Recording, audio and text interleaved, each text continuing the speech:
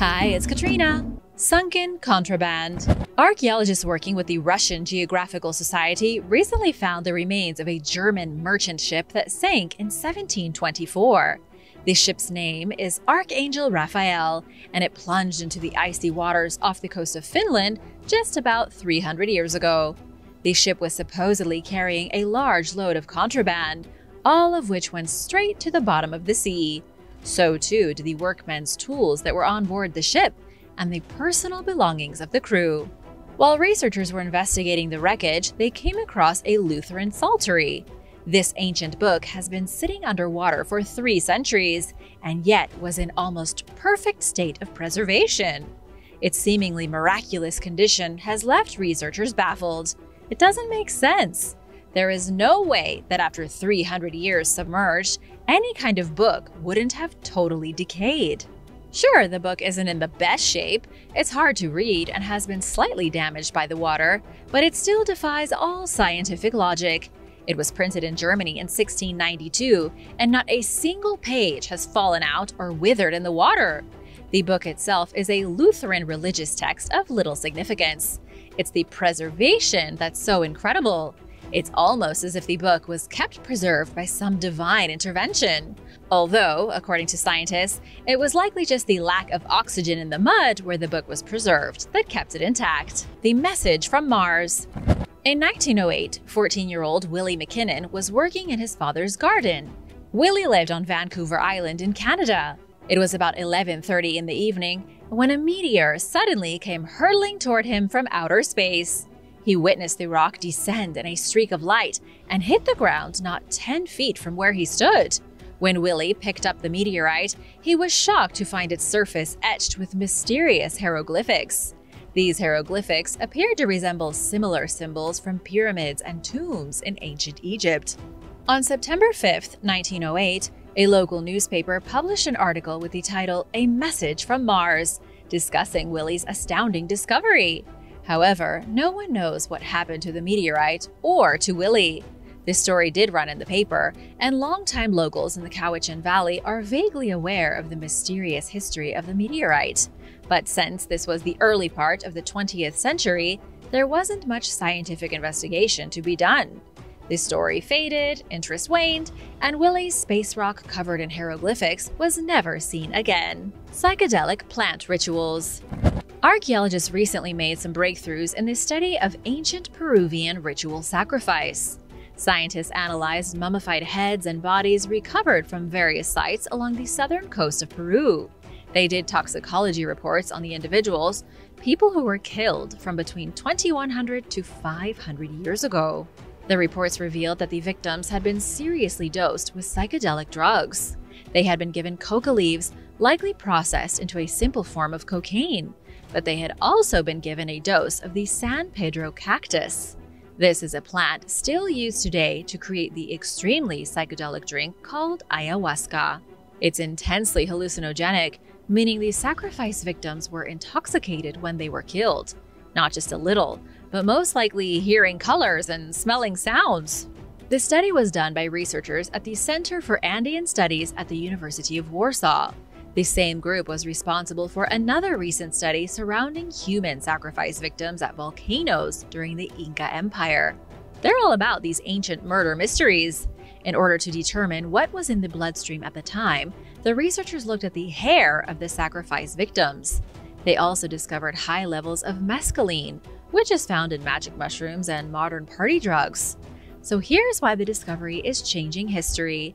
For the first time, we are getting a clear scientific view at what was happening to sacrifice victims 2,000 years ago. The victims, which in this case were mostly children, were being fed huge amounts of hallucinogenic materials, then beheaded. Another strange mystery is that much of the material came from the jungle, meaning people in the cloud forests of the Andes must have purchased these substances from other civilizations. This suggests an extensive drug trade throughout South America, beginning in ancient times. The Greek laptop.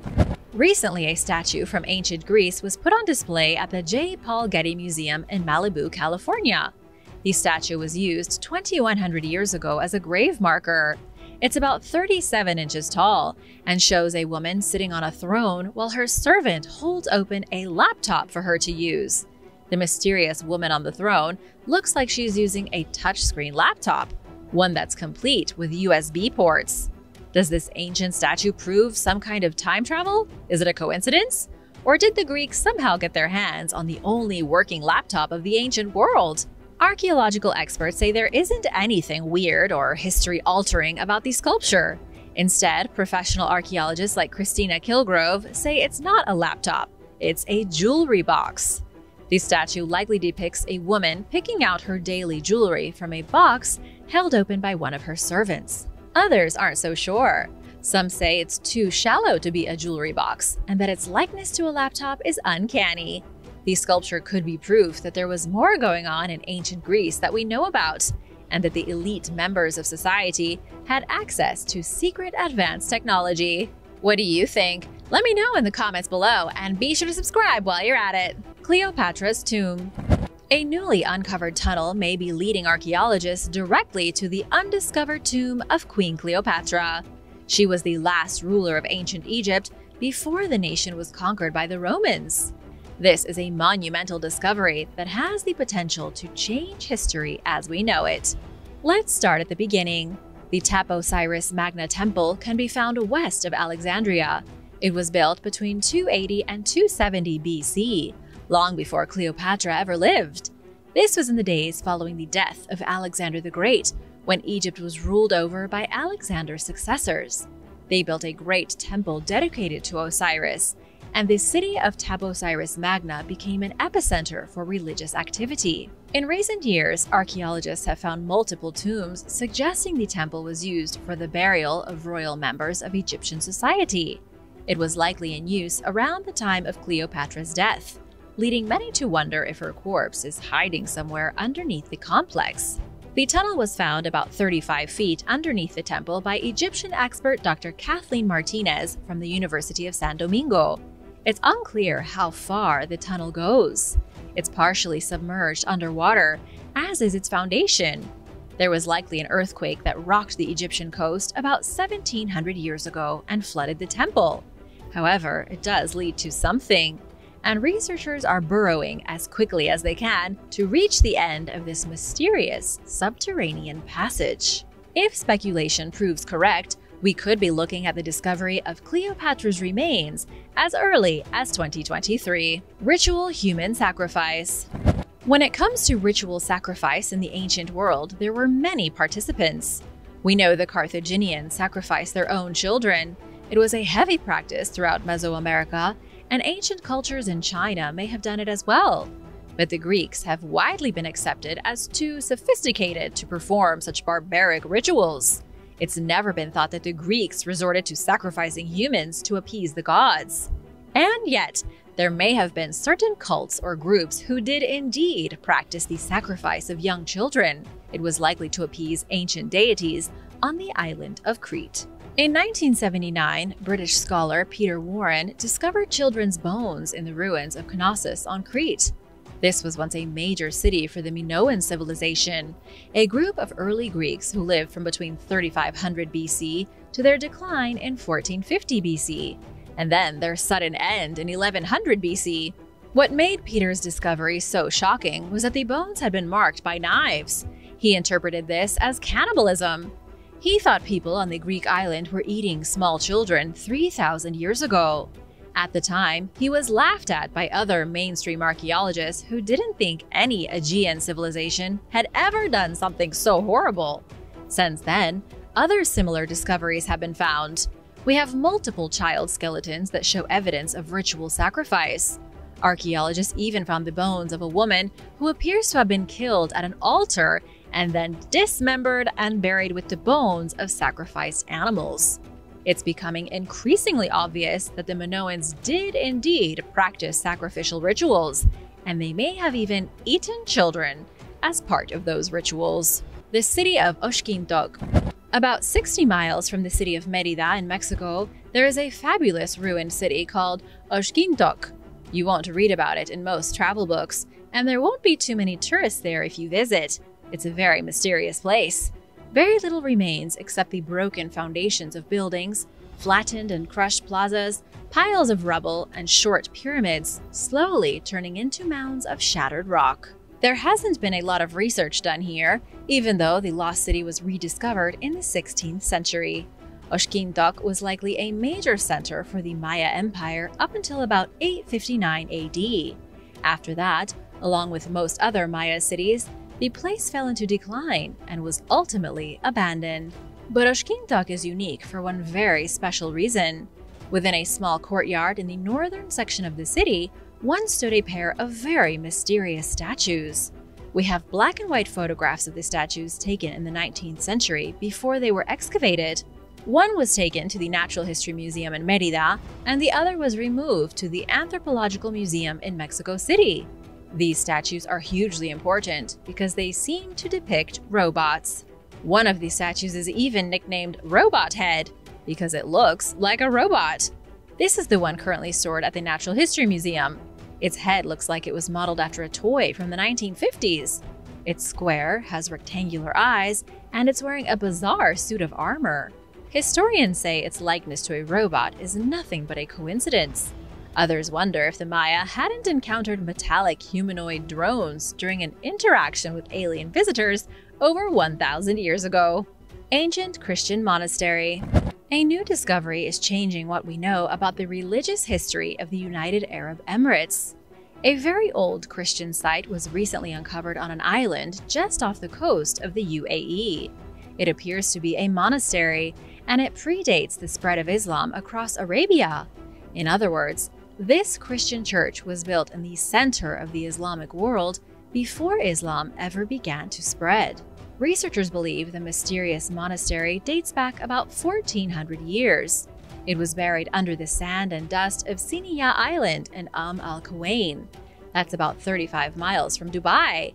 The foundation was dated at around 534 AD. The Prophet Muhammad was not born until 570 AD. This is hugely important because it shows that Christians dominated Arabia in the decades before Muhammad was born, before he died in 632, and before the Islamic Caliphate rose to power. Researchers believe Arabia was initially Christian. The people would have prayed in small churches and baptized their babies. But then, in the 7th century, as Muslim belief spread, Christians changed their ways and converted to Islam. The Yangshan Quarry. The Yangshan Quarry can be found about 10 miles from Nanjing, China. It's a massive quarry that was used in the early 15th century during the Ming Dynasty. The quarry is also home to a large and unfinished block of rock known as a stele. Workers cut the gigantic stele straight out of the mountainside, a singular piece of rock that was obviously way too big to move anywhere. Its base is about 90 feet long and 40 feet thick, and that's just the base. The block is preposterously huge, weighing an estimated 31,000 tons in total and standing over 210 feet tall. The mystery is that nobody knows why it was carved out of the mountain in the first place. It's significantly larger than any monolith from the ancient world or from the modern one. There doesn't seem to be any logic around spending the effort to create such an unmovable block of stone. Some have suggested the Yongle Emperor, who ruled between 1402 and 1424. Maybe he had a plan for moving the block. He may have had some secret access to an advanced piece of technology that would have allowed his workers to move the monumental piece. Either that, or he was simply delusional. Even modern engineers would need a miracle to move a block that big. And over a mountain, no less. Ancient Britons. In the early 1990s, the oldest human fossils ever found in Britain were excavated at Boxgrove, West Sussex. Archaeologists uncovered the leg bone and some teeth from a very early human species. This early human lived on British soil 480,000 years ago. Other discoveries at the site showed that prehistoric men and women lived and hunted horses, deer, and even rhinos. Yes, there were once rhinoceroses in England. Ever since the discovery, scientists have continued to struggle with the identification of the species. This ancient human-like animal lived many centuries before Homo sapiens ever evolved. Scientists suggested they may have been Homo heidelbergensis, a very primitive hominin that evolved in Africa. Other scientists have suggested an early group of Neanderthals that migrated from Eurasia lived here. To solve the mystery once and for all, scientists from the Natural History Museum in London compared the fossils from Boxgrove to fossils discovered at La Cima in Spain. These other fossils are about 50,000 years more recent. Scientists wanted to see if the two groups of early humans were related, but they weren't. When scientists compared the bones, they found them to be from completely different species. We still have no idea who the mysterious primitives were. We don't know if they were Neanderthals or a completely unidentified species that has since gone extinct. Archimedes Mirror. Archimedes was a brilliant Greek mathematician and inventor who devised many strategic military weapons during his lifetime. One of his greatest inventions was supposedly a system of mirrors which could deflect sunlight to ignite enemy ships and destroy them in bursts of flame.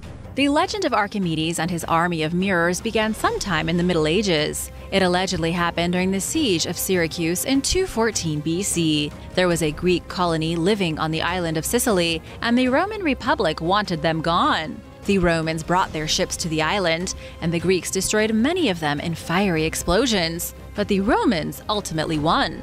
The Romans stormed the city, took control over the entire island of Sicily, and moved one step closer to becoming the Roman Empire. But let's get back to the giant mirror weapon. Legend has it that Archimedes set up over 400 mirrors to work in sync, each one capturing a reflection of sunlight and directing the beam at an enemy ship. All these beams, focused on the same spot, caused the ships to burst into flames.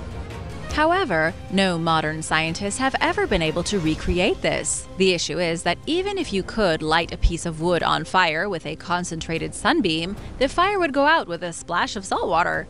Instead, engineering experts like Cesare Rossi from the University of Naples in Italy believe Archimedes invented something totally different. Rossi says Archimedes likely used a steam cannon to help defend the city of Syracuse. A steam cannon used hollow clay balls filled with a mysterious incendiary chemical mixture. Nobody knows what this chemical mixture was, only that it proved deadly. The cannon barrel would be heated so that steam could build up enough force to hurl the projectiles at the boat. The clay balls would then shatter, spilling an extremely flammable substance onto the ships and setting them on fire.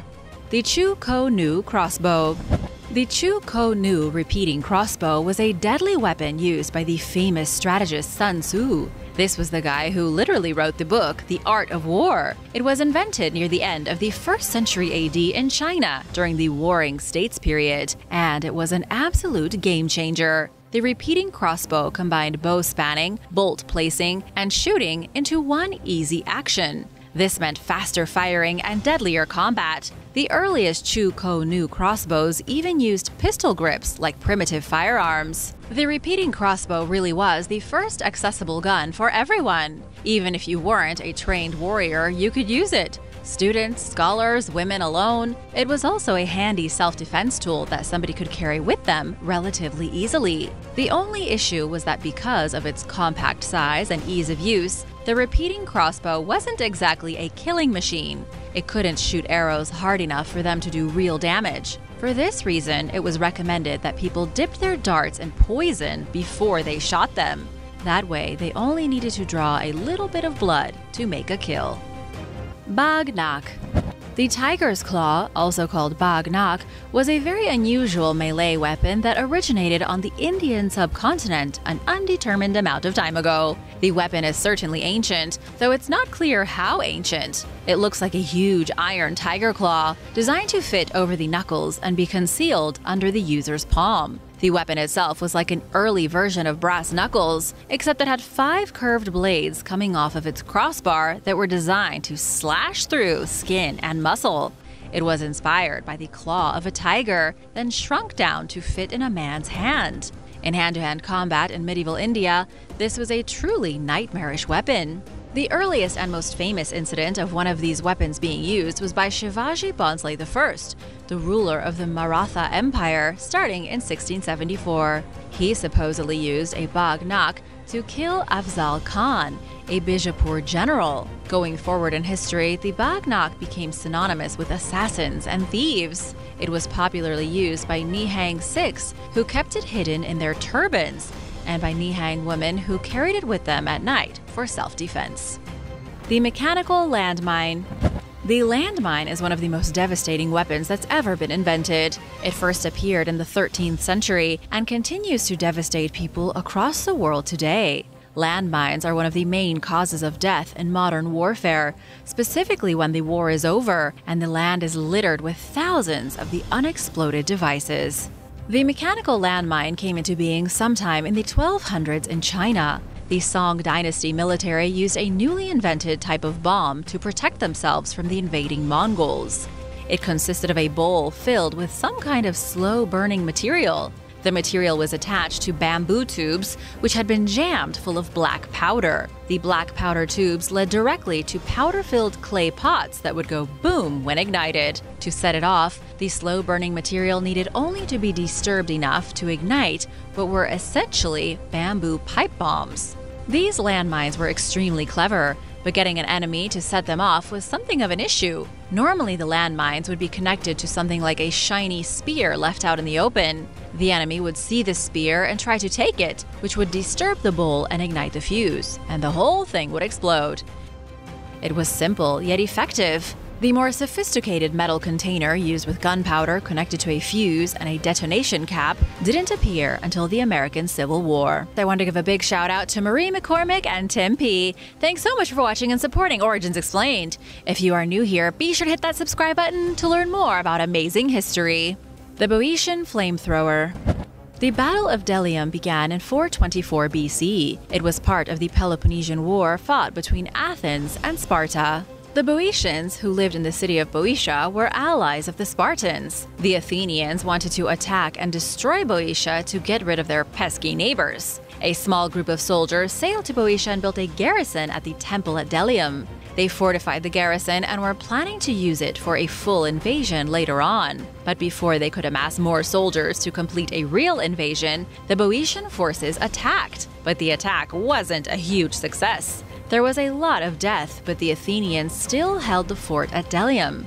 2 weeks later, the Boeotians returned with 2,000 hoplites from Corinth, even more troops from other allied places, and an unusual device. The Athenian historian Thucydides described it as a weapon used to set fire to the fortification at Delium. It may have been the very first flamethrower in history. The Boeotian flamethrower employed some kind of mysterious substance that they sprayed at the walls. No one really knows how it worked, but it likely used an early formula of Greek fire.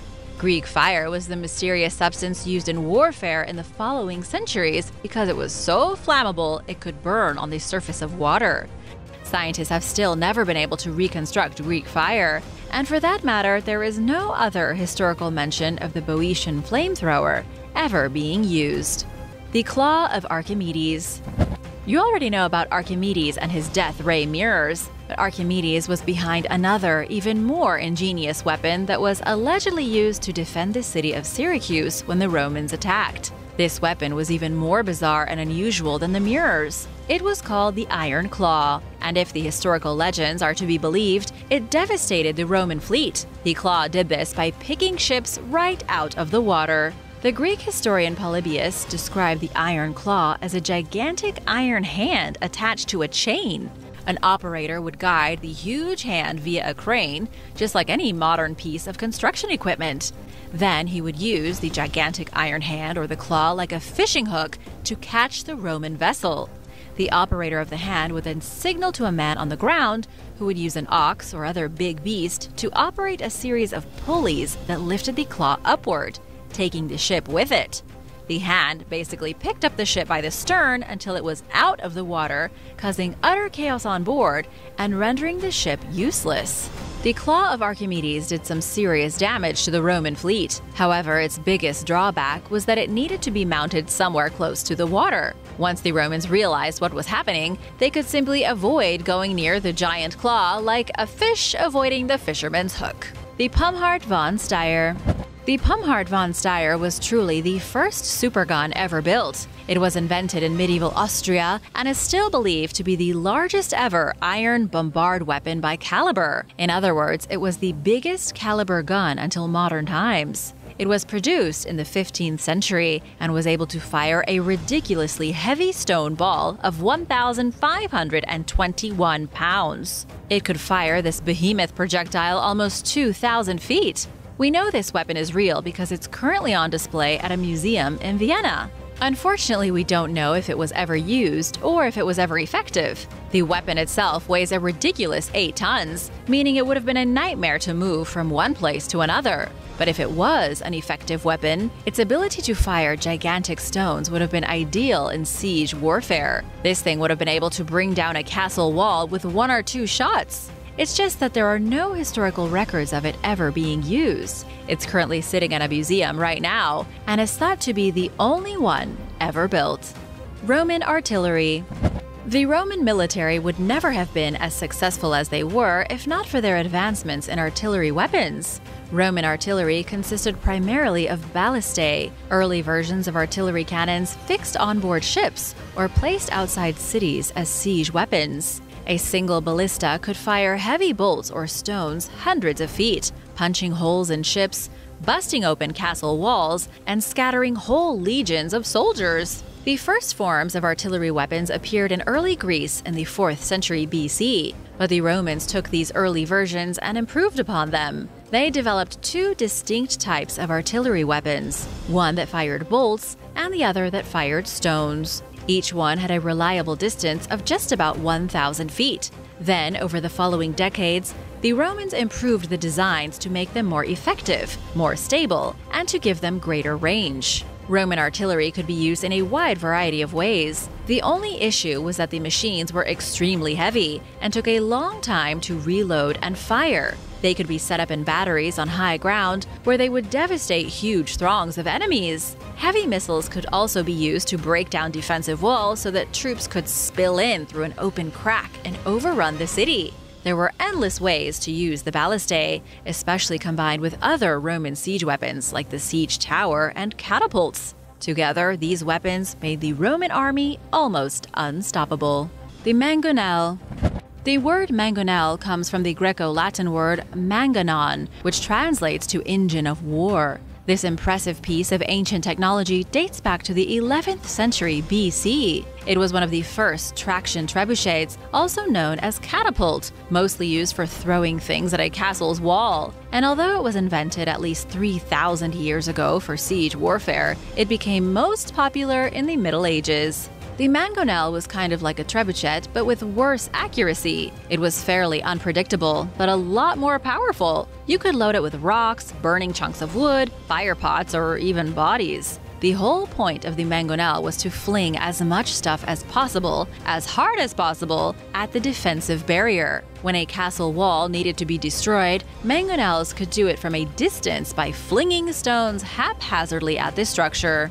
But if the walls were particularly strong, or if the attacker didn't want to totally destroy the castle, a different type of warfare could be employed. Mangonels were frequently used to catapult dead humans, decomposed animal carcasses, and even jars full of refuse beyond castle walls. This was to intimidate and demoralize those inside, while also spreading disease. The Battle Chariot. The chariot was the epitome of supreme military weaponry in the ancient world. Long before Leonardo da Vinci designed the world's first tank, someone invented the wheel, slapped it onto some wood, and attached it to a horse. The chariot was born in Eurasia sometime around 1700 BC and endured until modern times. It was used for everything from hunting to the Olympic Games and for warfare. One thing you might find hard to believe is that humans likely invented the chariot before they learned how to directly ride horses. Early humans were maybe afraid of horses, or at least getting on their backs, and so they devised a way to use horsepower to pull them in wooden sleds instead of riding them. Chariots quickly became the backbone of military engagements. One person would drive the chariot, while a second would shoot arrows or throw javelins at the enemy. Things really heated up around the year 2000 BC with the invention of the compound bow. A compound bow can make an accurate hit from 900 feet away and penetrate armor. They were the go-to weapon for long-range attacks up till the 19th century, even after the invention of guns. Thanks for watching! Which of these outrageous war machines do you think was the most impressive? The Anunnaki star gods. The Sumerian civilization took shape around 4100 BC, but they continued to thrive for thousands of years. While other civilizations rose up around them, they remained the original cradle of society. The name Sumer meant land of the civilized kings. They lasted until 1750 BC, and the advancements they made in mathematics, writing, and astronomy allowed later civilizations to prosper in a way that otherwise wouldn't have been possible. They also made great leaps and bounds in architecture and engineering. They even divided time into hours and minutes. They essentially elevated human beings from primitive hunters into civilized city dwellers. And the gods they worshipped were the Anunnaki. The Anunnaki have been the source of a lot of skepticism in recent years. Archaeologists say they were nothing but a group of fantasy gods, just like the gods of Olympus or the Egyptian pantheon. However, others believe the Anunnaki were real beings that came to our planet from somewhere else. Some say they originated from Planet X, while others say they came from another dimension, from a world far, far away. But why did they come to Earth in the first place? It was allegedly to enslave the human race so they could mine all the gold from our planet and then leave. Of course, this is just a theory, but there are some shocking coincidences. The ancient Sumerians did seemingly become civilized out of nowhere. People went from using simple rock tools to sculpting cities out of stone. We went from grunting at each other like primitive apes to writing down our feelings and telling epic stories. It does seem like the Sumerians had some help, perhaps by the very gods they worship. What do you think caused the beginning of civilization? Let me know your thoughts in the comments. Jesus and Osiris. Jesus Christ and the Egyptian god Osiris may just be the exact same person, or at least the same mythical figure. Osiris was such a big deal in ancient Egypt that he was worshipped for nearly 3,000 years. People didn't stop worshipping him until roughly 30 BC, less than a century before the birth of Christ. It does seem a little suspicious that immediately after Christ was born, Osiris was old news. Then Jesus showed up with an origin story that was almost identical to Osiris. The story of Osiris revolves around how he became the first mummy. He was betrayed by his brother Set, who tricked him into climbing into a coffin. Set then locks the coffin and throws it into a river with Osiris still inside. The casket somehow lodges itself in a tree, which then quickly grows around it. Later, the king of the area orders for the tree to be used in his palace as a pillar, unaware that the coffin holding Osiris is held inside it. Then, with the help of Anubis, the god of the dead, Osiris's partner Isis discovers that her love is trapped within the king's pillar. She manages to bring the coffin with her back to Egypt, where she consecrates the pillar with linen and myrrh. When Set finds out that Isis plans to bring Osiris back from the dead with magic, he cuts the corpse into many pieces and scatters them all over Egypt. However, Isis finds every piece of Osiris except for his genitals, which had already been eaten by the fish in the Nile. Isis then brings Osiris back from the dead. It was his journey of death, resurrection, and redemption that allowed ordinary Egyptians to become immortal. In other words, Osiris died so that everyone else could live eternally. His story is similar to how Jesus Christ died so that his followers could reach eternal salvation. Many religious scholars believe the Christian narrative took the Egyptian story of Osiris and tweaked it. God sent his only son to earth to die, allowing everyone else to live forever. Both religions are clearly solving the same issue as to how the human soul can reach immortality. Fallen angels in Ireland. In ancient Ireland, the Tuatha De Danann were said to be the descendants of the angels that fell from heaven. In all three main Abrahamic religions, the fallen angels were cast down to earth and expelled from heaven during Satan's rebellion against God. But what happened to them afterwards is a mystery. Some stories say they became twisted and preyed on human women, but in Ireland it's believed that they turned into gods of their own. Irish mythology contains a multitude of stories about the Tuatha De Danann, or the tribe of the gods. They were depicted as kings and queens, as well as great healers and majestic heroes. They were even sometimes shown as beautiful, shining souls with supernatural powers. They lived in the other world, a kind of a mirror realm, but they were still able to interact with humans. To make sense of these godlike beings, medieval authors began to describe the Tuatha De Danann as the remnants of the fallen angels. They were neither good nor evil, but simply the last traces of angelic blood who were skilled in magic. Some say the fallen angels slowly lost their powers as they mixed with humans. Over time, they devolved into a tribe of semi-magic men and women, then lost their power altogether and became myths. Big shout out to Todd Tallman for the super thanks! This is so helpful for us to keep making more videos for you all and creating more fun things, so big thank you to Todd! If you are new here, be sure to subscribe and join us for more videos about mysterious discoveries and strange history. The Three Wise Men. In the story of the Three Wise Men, they follow the Star of Bethlehem to witness the coming of Christ. These mysterious magi from the east follow the star to the baby Jesus and shower him with great gifts. For the past 400 years, scholars have been trying to understand if there was a real celestial event that inspired the story of the Star of Bethlehem. Some have guessed it could have been a supernova or a comet, while others say it might have been a meteor shower, but the evidence has never added up, and no one's ever been able to say what the Star of Bethlehem was. However, scientist Michael Molnar believes he may have found an answer. Michael believes the Three Wise Men never chased a star like it says in the biblical story, but rather traveled to Bethlehem because of a horoscope. Michael claims the Magi were ancient astrologers who safeguarded secret knowledge of the heavens. They watched the movements of the stars and the planets, and they used the symbols of the zodiac to convince ordinary people that they could see the future based on changes in the constellations. If correct, it would mean the Magi were astrologers and astronomers and glorified magicians. If they really were watching the stars 2,000 years ago, they would have predicted that on April 17th, 6 BC, an alignment would occur. The sun would pass into the constellation of Aries, and for a brief period of time, Jupiter, Saturn, the Sun, and the Moon would all align. Based on what they saw in the stars, the Magi traveled to Judea expecting to find someone born with incredible powers. And lo and behold, they found Jesus. This could be the real origin story of Jesus' birth. A few astrologers listening to their horoscope. Hercules and Samson. Hercules is the most famous legendary strongman from ancient times. Most historians agree that he was likely a real man during the Stone Age, someone who completed a series of fantastic deeds and became immortalized as the world's first hero. Then, over the next 10,000 years, his story changed and grew.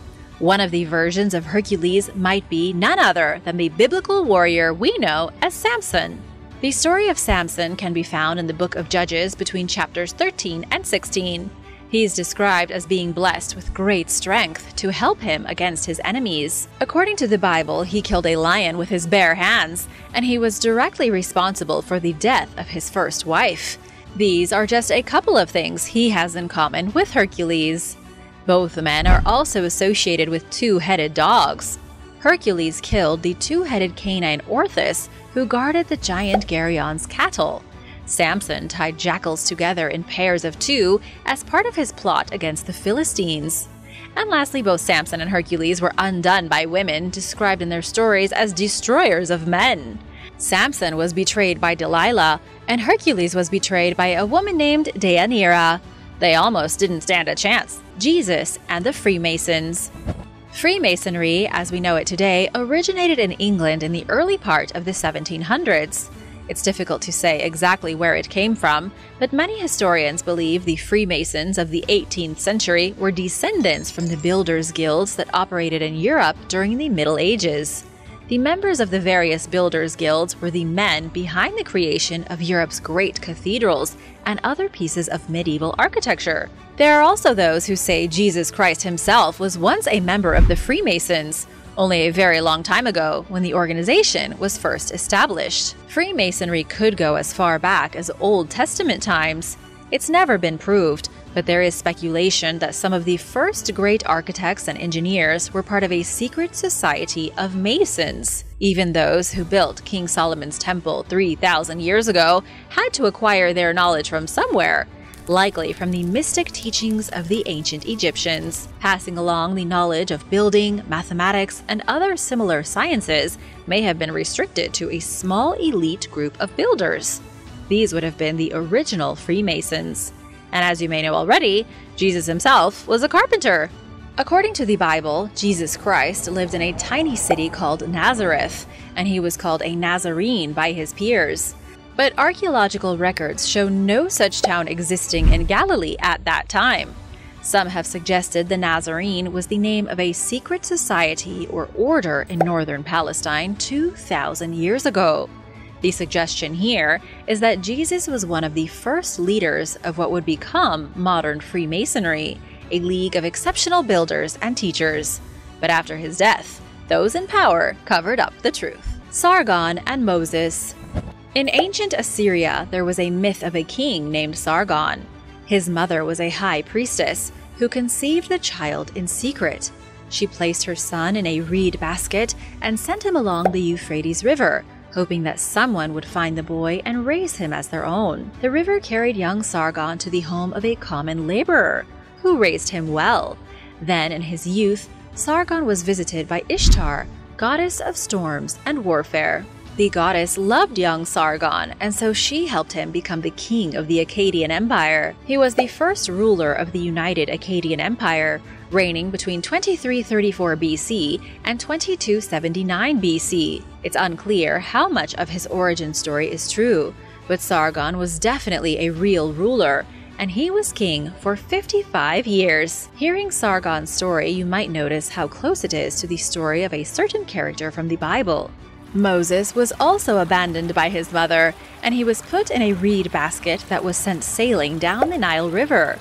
Moses was discovered by the Pharaoh's daughter as she bathed, and he would later lead God's people out of Israel. It's hard not to see the similarities between the two stories. What do you think? Let me know in the comments below. The plagues and the gods of Egypt. According to the Old Testament, God sent 10 devastating plagues to ravage the people of Egypt. In the book of Exodus, the evil Pharaoh refuses to release the chosen people of God from their captivity. So, as Moses prophesied, God unleashed 10 horrors upon the land. But some biblical experts believe the 10 plagues were all references to ancient Egyptian gods. Tom Meyer, a professor at Shasta Bible College in California, recently explained the links between the plagues and the deities of the Egyptian pantheon. He says the Bible may have been using symbolism as a way to describe how the one true God, Yahweh, would destroy each of the Egyptian gods. It didn't have anything to do with plagues, but was about one religion being dominant over the other. For example, the Nile turning into blood could have been meant to represent Yahweh overcoming the god Osiris. This is because the ancient Egyptians believed the Nile was the bloodstream of Osiris. The plague of frogs was related to the frog goddess Heqet. The plague of flies showed the power of God over Hatchit, goddess of the marshes. The plague of pestilence upon animals was directed at the powerful god of strength and war, Apis, like the bull. And the plague of darkness struck directly at the heart of Egyptian religion. It suggested God could snuff out the most powerful Egyptian deity of them all, Ra, the sun itself. Little Red Riding Hood. In the Western world, Little Red Riding Hood is a famous story about a young girl who faces off against a big bad wolf. It was originally written as a cautionary tale to travelers, warning them of the dangers lurking in remote and desolate woodlands. In Japan, there is an almost identical story with a creature that seems to mirror the big bad wolf. This creature is called the Okuri Inu. The original story of Little Red Riding Hood likely came from ancient Greece. It's centered on a young virgin who was supposed to be sacrificed to a wolf monster. However, a passing hero saw what was about to happen and saved the girl from the ravenous creature. The story has seen many alterations over the years, but the core of it has remained the same. It wasn't until the 17th century that Italian writers turned it into a fairy tale and added the girl's grandmother. The Japanese tale of the Okuri Inu isn't much different. The Okuri Inu is a supernatural wolf that lurks within the dark mountain passes and lonely forests of rural Japan. Legends say the hound follows travelers through the forest waiting for them to fall down, and when they do, it devours them. These stories aren't exactly identical, but they do share the same hidden message. Both stories were cautionary tales from medieval travelers to warn of the dangers of nightly journeys. Specifically, the Okuri Inu and the Big Bad Wolf are metaphors for predatory men who attack lone women that travel alone at night. Utnapishtim and Noah. The story of the Great Flood that's told in the Book of Genesis is almost identical to the flood account told in the Epic of Gilgamesh. Some scholars believe the Bible's Noah is an imitation of Utnapishtim from ancient Babylonia.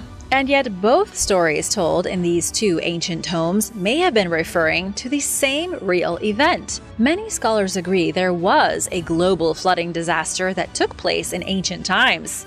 The issue has been trying to pinpoint when it happened, where it happened, and which areas were affected. The Epic of Gilgamesh tells a story of a flood that extinguished all life.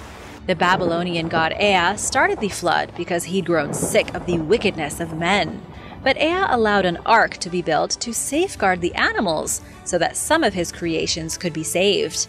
A man named Utnapishtim built a giant ark so that he could protect the animals of the world and start fresh when the floodwaters receded. This is a pretty obvious copy of Noah's story, only it was told over 500 years earlier in 2000 BC. So who copied whom? The All-Seeing Eye. The Eye of Providence, also called the All-Seeing Eye of God, is a popular symbol that has appeared in religious contexts for centuries, all the way from ancient Egypt to the modern United States of America.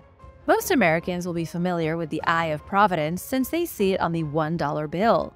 Conspiracy theories have even linked the mysterious eye symbol to the Freemasons. But the truth is that it goes back to the days of ancient Egypt, first seen as the Eye of Horus. The eye is depicted as a realistic human eyeball set inside a triangle, pyramid, explosion of light, or ethereal cloud. According to ancient Egyptian mythology, the god Horus lost his eye during a battle with Seth, only to have it magically restored later by the goddess Hathor. From that simple story, the Eye of Horus became synonymous with healing. It then appeared sporadically throughout the centuries up until the Renaissance. It was in 16th century Europe that the Eye of Providence as we know it became popular. It appears in the famous painting Supper at Emmaus, created in 1525 by Jacopo Pontormo. Historians believe the symbol was used as a way to show that God was watching over the event depicted in the painting, Jesus and two of his disciples having supper. The symbol is also allegedly used by the Freemasons, with the eye alluding to the watchfulness of their organization over the nation. And others take it even further to say it represents the Illuminati. The strange history of dragons. There are so many dragon myths around the world, it's hard to imagine at least one dragon didn't exist at some point in the past. By some bizarre coincidence, almost every ancient civilization came up with their own special breed of dragon. Surely these cultures got their inspiration from something at least vaguely real. Chinese dragons have been around for over 5,000 years. In Chinese legend, the Yellow Emperor himself was immortalized as a dragon when his reign as first ruler of China came to an end around 2598 BC. It's why some Chinese people refer to themselves as the descendants of the dragon, since their first ruler supposedly had dragon blood. In Chinese culture, the dragon symbolizes good fortune and imperial authority. But there are other ancient dragons too. In the ancient civilizations of America, such as the Maya, Aztec, and Inca, there were dragons as well.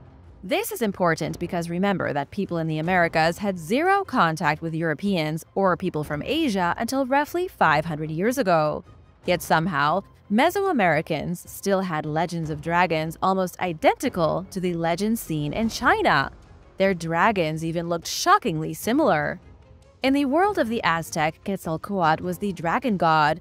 He was known as the plumed serpent, a hybrid snake and bird that looked much like the traditional Chinese dragon.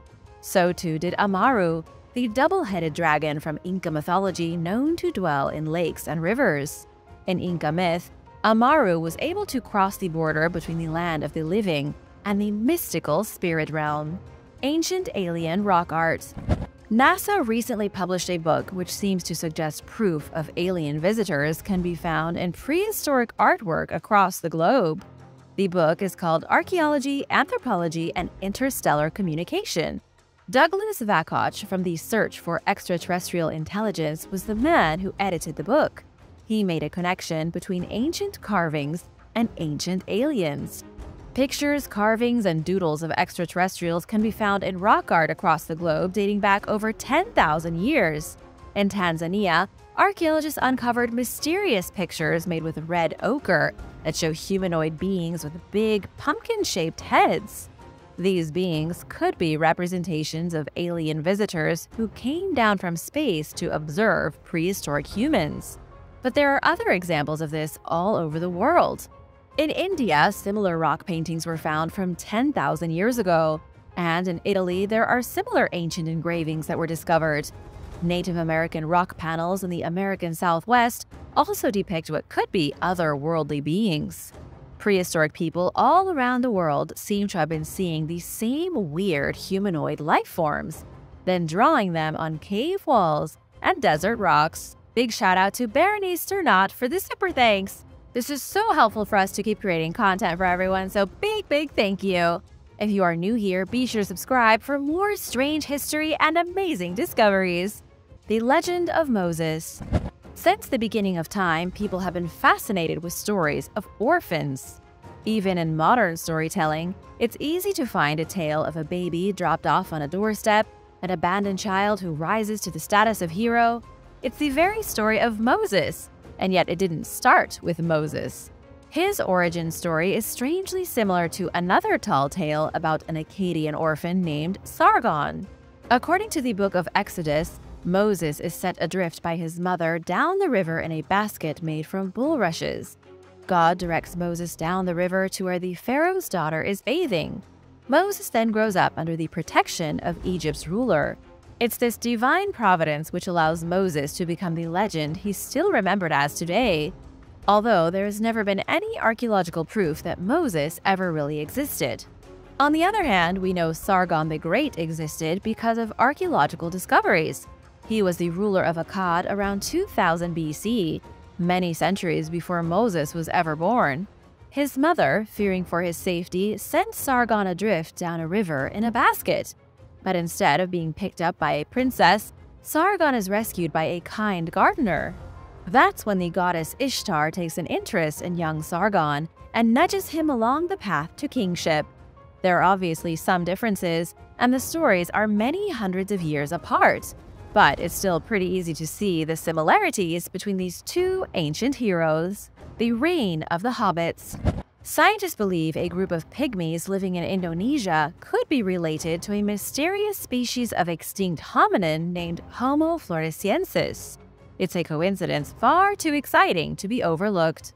We have to go back to 2004, when something shocking was uncovered on the Indonesian island of Flores. Archaeologists uncovered what they first thought was the skeleton of a child. But after extensive testing, they learned that in the Liang Bua cave was the skeleton of an adult female who stood only 3.5 feet tall.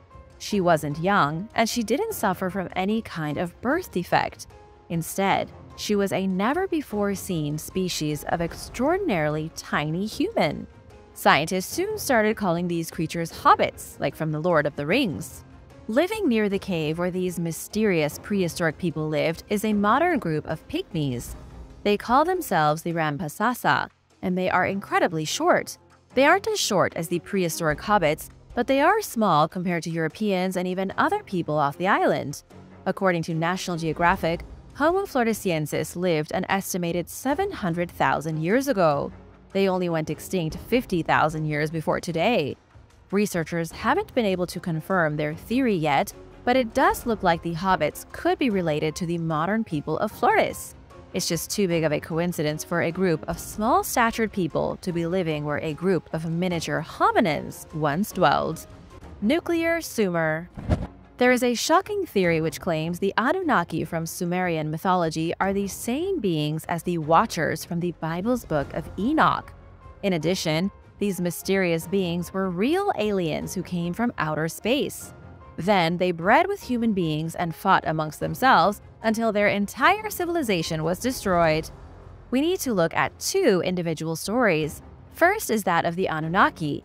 According to ancient Sumerian lore, the Anunnaki were deities who came from the stars to share knowledge with the people of Earth. They were worshipped in ancient Sumer 4,000 years ago as living gods and are depicted in countless pieces of artwork recovered from ruins across old Mesopotamia. Modern theories say the Anunnaki came to Earth, then used genetic engineering to help evolve primitive humans. Then, through some poor choices, the Anunnaki bred with their own creations. They corrupted their bloodline, lost their connection to the cosmos, and faded away. The second story is that of the Watchers, found in the Forbidden Book of Enoch. The story relays how the Watchers, or the angels, were sent to Earth to watch over early human beings. However, the Watchers became obsessed with humans. They bred with human women to create unholy abominations. God was so mad that he erased the Watchers and the Nephilim from the world in a great flood. There is a chance that these stories are one and the same. The Watchers from the Bible are really the Anunnaki from Sumerian legend. What do you think? Let me know in the comments. The Gospels and Pagan Myths. During the 1st century, there were a lot of religions flourishing across the Mediterranean. Pagan religions, Judaism, and a new one called Christianity. During these days, it was common to fuse different beliefs and practices into a single religion. Lots of gods and ideas were switched in and out, and this allowed a wide variety of cults and secret religions to form. Each of these mystery cults had their own rites and rituals, and each religion had its own deities and customs. But just how much paganism was introduced to Christianity in the beginning? Many historians believe Christianity began as a mystery cult, just like the Mithraic mysteries or the cult of Dionysus. Jesus Christ is an excellent example of merging pieces from different religions into a new one.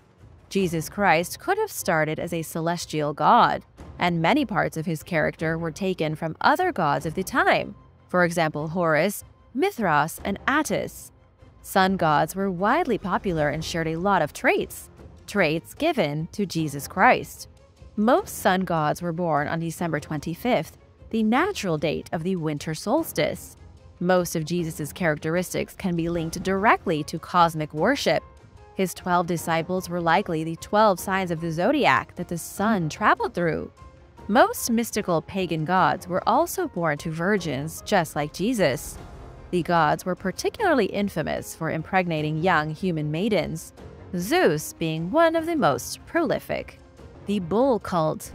Ancient civilizations across the globe had a bizarre fascination with bulls.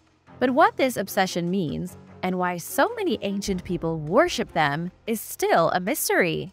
In the Minoan civilization of ancient Greece, circa 3500 BC, they had a bull cult. One of their most popular legends was that of King Minos and the Minotaur. The story is one that a lot of people know even today. The king's wife had a monstrous child that was half human and half bull, and it was imprisoned in a labyrinth and fed human sacrifices. But what a lot of people don't realize is that archaeologists have revealed multiple sites of bull worship across the Minoan landscape. There is evidence that a lot of people worshipped bulls, and possibly even a mighty minotaur. There was an entire cult dedicated to the sacred bull. Weirdly enough, There was an almost identical cult in ancient Egypt. However, the big difference is that Egypt was notorious for the deification of animals. They were doing it since before their unification in 3100 BC. Individual communities had their own special deities that they worshipped, most of which were based on animals. Some villages worshipped cow gods, some had a god who took the form of a dog. Something weird happened in Egypt long before they built the pyramids, and animals took on a godly status. One of these animals was the bull, and it became huge. At the peak of ancient Egyptian society, there were 3 major divine bull cults, and dozens of minor ones we don't even know about. The China-Egypt connection. Even though China and Egypt never met each other in the ancient world, they shared some eerie similarities. The similarities between ancient Egypt and ancient China are so strong one might suspect industrial plagiarism. They invented a lot of the same useful pieces of technology at around the same time. One of them was the horse snaffle, a mouthpiece of bronze made flexible by a pair of interlocking rings. These were used by horse riders to steer the horse either left or right. They would eventually be used everywhere in the world, but they were made by both Egypt and China around 1200 BC. Both places invented strange death cults and had similar religious concepts. They built temples and pyramids, needles for sewing, and all kinds of mundane objects. Expert Friedrich Seefried attributes the uncanny similarities to human nature. He says that when people need a roof over their head, clothing, or protection, they will almost always come up with similar solutions. He says there isn't anything odd about the coincidental inventions, it's just human nature. The aliens of Croatia. Archaeologists completing an excavation in Croatia stumbled upon a collection of alien-like skeletons. These skeletons possessed artificially elongated skulls. They looked identical to the people of South America who also had elongated skulls. And although they do appear to be alien skeletons, scientists say they were human. Researchers believe the practice of elongating skulls began about 12,000 years ago in ancient China. It eventually caught on in Eurasia, Europe, Africa, and South America. The truly bizarre coincidence is that some groups never even met the other groups who practiced cranial deformation. There is a lot of speculation over why so many ancient groups chose to make their heads look so weird. There are 2 main theories behind the practice of elongating skulls. The most popular explanation is that by artificially growing the skull into an oblong shape, people were creating their own identity. They were creating a cultural origin or an indication of social status. This may have been done to differentiate those of noble birth and the peasants. In the case of Croatian skulls, they belonged to children between 12 and 16 who lived about 600 years ago. Yet these people suffered from malnutrition, so they probably didn't come from a wealthy family. They weren't of noble birth at all. The other theory is that the ancient people of the world were mimicking aliens. For ancient alien enthusiasts, it isn't all that ridiculous. If ancient people in China, Europe, and South America met aliens with elongated skulls, they may have wanted to emulate them. It's entirely possible our ancestors were just trying to copy the alien look. The Vatican Samurai. There was once a samurai in the Vatican named Hasekura Rokuemon Tsunenaga. He was a Japanese samurai who led a diplomatic mission to the Vatican in 1613 that didn't end until 1620. He first traveled through New Spain, the place we currently call Mexico, and then sailed from Veracruz to various ports across Europe. He met the King of Spain as well as Pope Paul V, and delivered letters from the daimyo of Sendai. In ancient Japan, a daimyo was an extremely powerful feudal overlord, almost like a king. This particular feudal overlord, named Date Masamune, wished to trade with Spain. He even invited Catholic missionaries to travel to Japan. It was all part of a clever scheme to become even more powerful by establishing trading links with the empires of Europe, specifically the Catholic Church. But things didn't turn out quite the way the daimyo was hoping. In fact, this one expedition may have helped prevent the spread of Christianity into Japan. When Hasekura arrived back from the Vatican, Christianity was outlawed 2 days later. A decree against all Christians was put into place, saying that they needed to abandon their faith immediately or be exiled. But in reality, nobles would be exiled, while ordinary peasants and servants would be killed for practicing Christianity. There were even rewards offered for anyone who could catch a hiding Christian and turn them in. But what in the world happened? The daimyo had been willing to let the Christians come to Japan, but 2 days after his emissaries' return, he was executing them. Nobody knows what Hasekura said to make the feudal warlord change his mind. All we know is that after meeting the King of Spain and spending time at the Vatican, the samurai returned to Japan and Christianity was suddenly forbidden. While there is no way of knowing for sure, this expedition may have prevented Christianity from ever taking hold in Japan like it did in other places, like the Philippines. What do you think happened? Do you think the samurai was mistreated? Let me know your thoughts in the comments. It's shoutout time! I want to give a big thank you to Isaac Brill and Avery Helfrich for supporting this channel. Be sure to subscribe if you haven't already for more videos about historical mysteries and amazing discoveries. The Cave of Revelation. Out of everything written in the New Testament, the Book of Revelation contains by far some of the most shocking and disturbing stories. The Book of Revelation is all about the end of the world and the second coming of Jesus Christ. However, the book is amazing for another reason. It's one of the only books of the Bible that scientists and historians know exactly where it was written. Around the year 95 AD, John the theologian was banished to the Greek island of Patmos. At the time, the Romans were using the island as a penal colony, which is a settlement that's typically established in order to punish criminals. John, Jesus' own disciple and one of the 12 apostles, was sent there by Emperor Domitian, and while he was there, he wrote the Book of Revelation in a cave, all because of a series of visions that were supposedly shown to him by God. According to tradition, John heard the voice of God speak to him through fissures in the cave wall. He wrote down every last thing God said, and that eventually became the Book of Revelation. Nobody can say for sure what happened inside that cave 1,900 years ago, but it's still a place of pilgrimage that thousands of Christians travel to every year. The pilgrims visit the cave, which is now named the Cave of the Apocalypse, and touch the cracks in the wall where the voice of God spoke to John. The Euphrates Apocalypse. The Euphrates River is starting to run dry. This is a huge problem for Middle Eastern countries that for thousands of years have relied on the constant flow of water down the river. Iraq, Syria, and Turkey all need that water. Some of the earliest civilizations in Mesopotamia depended on the Euphrates River to irrigate the land and make the soil fertile for their crops. It's thanks to this river that many of the most powerful kingdoms rose out of the mud. But the river is famous for another reason that many people don't know about. In the Book of Revelation, the Euphrates River is supposedly a prison for demons. When the seventh seal is opened by the Lamb of God and silence falls upon heaven, 7 angels appear before God and each one sounds their trumpet.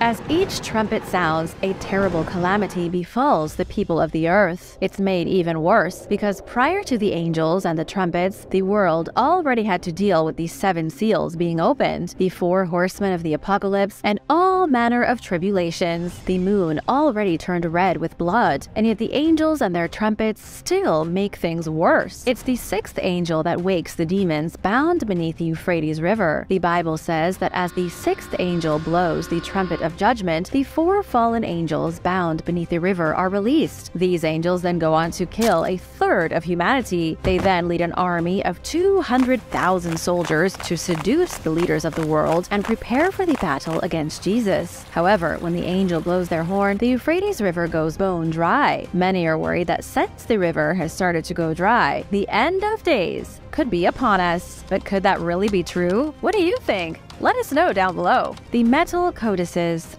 Several years ago, an ordinary man from an Arab village in northern Israel approached a group of British scientists. This man had in his possession a collection of 70 metal books that supposedly date back 2,000 years. He claimed these books were inscribed in ancient Hebrew and that they even contained the earliest known likeness of Jesus Christ. At first, it seemed like a bit of a hoax, but when the metallurgy report came back dating the books to the 1st century, historians realized the importance of what they'd found. According to David Elkington, a member of the British research team, the metal codices could be the the earliest known Christian documents in existence. But where in the world did these metal books come from? They were supposedly found in a cave near the Jordan River. This was a place where early Christians worshipped in secret to avoid Roman persecution.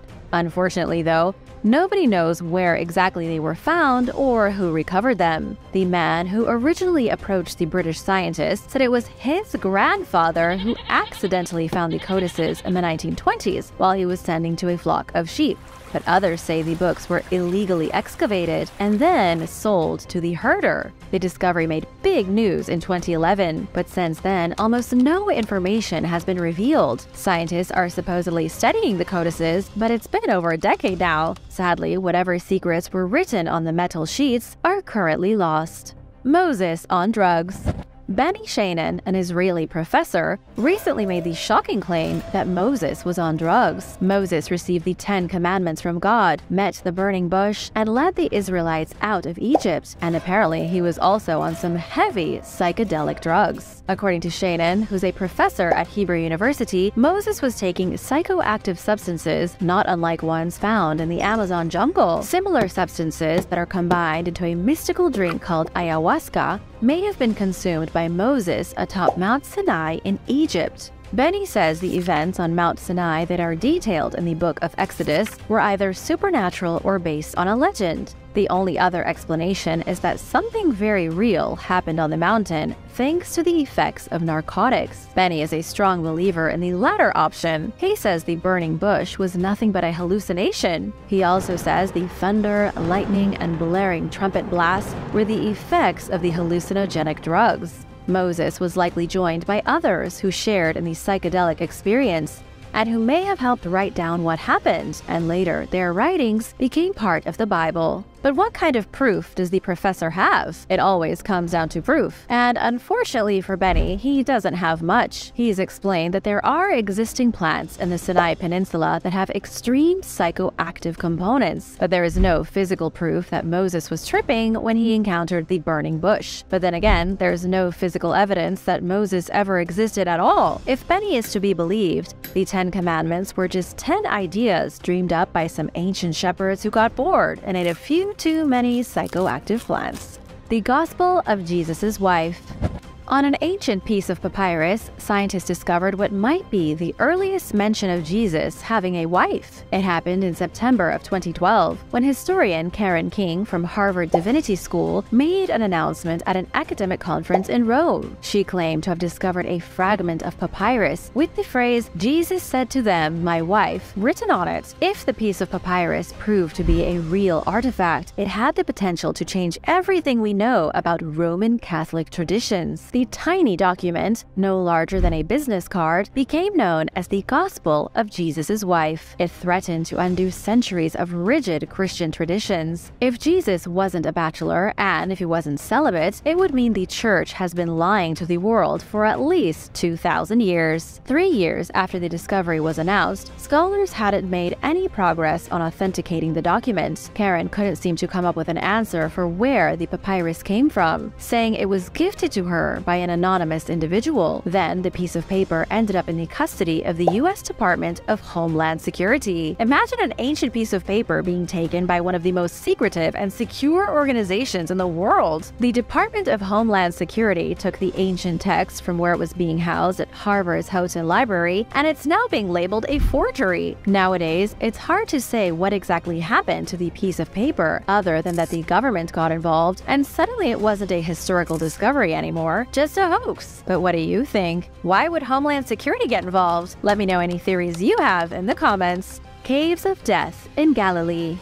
While surveying a group of natural limestone caves in Galilee, Israel, scientists came across the remnants of ancient Jewish hiding places. Scientists found hundreds of limestone caves used as sanctuaries for Jews hiding from the Roman troops that attacked Jerusalem 2,000 years ago. It was during the Great Jewish Revolt between 66 and 70 AD that people fled to the cliffside caves in mass numbers, preferring to hide in the hot and brutal desert than face the wrath of the Roman Empire. Dr. Yinon Shivtiel from the Safed Academic College was one of the men involved in the discovery. He says researchers found water cisterns carved into the natural rock, as well as shards of pottery, lost coins, and other artifacts from the 1st century. The caves even had baths and candle niches carved into them, showing just how serious the residents were about hiding from the Romans. Even though the Jewish rebels tried to fight back against their oppressors, they couldn't stand against the full might of Emperor Vespasian and his son Titus. They had no choice but to retreat to the isolated cliffs, where they lived for years as the Holy Land was torn apart.